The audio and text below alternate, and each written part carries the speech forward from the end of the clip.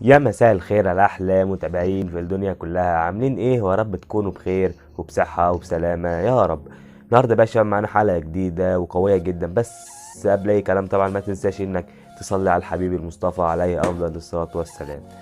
النهارده بقى يا صاحبي معانا باتش جديد للعبة بيس 2016 يا صاحبي لعام 2022، وطبعا دي للبيس يا صاحبي مش للاندرويد. عايزك بقى يا صاحبي لو الفيديو عجبك تضغط لايك ولون طول ما تشوفنا وتأنسنا في القناة. ما تنساش انك تشترك في القناة وتفعل زر التنبيهات عشان يوصلك كل جديد، واكتب لنا كومنت حلو يا صاحبي وقول لنا رايك في الباتش ده بسرعة.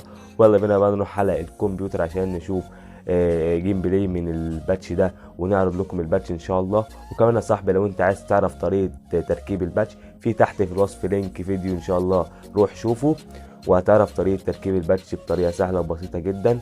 والباتش بيشتغل على جميع الأجهزة يا صاحبي، بس أقل حاجة 2 جيجا رام على البي سي، تمام.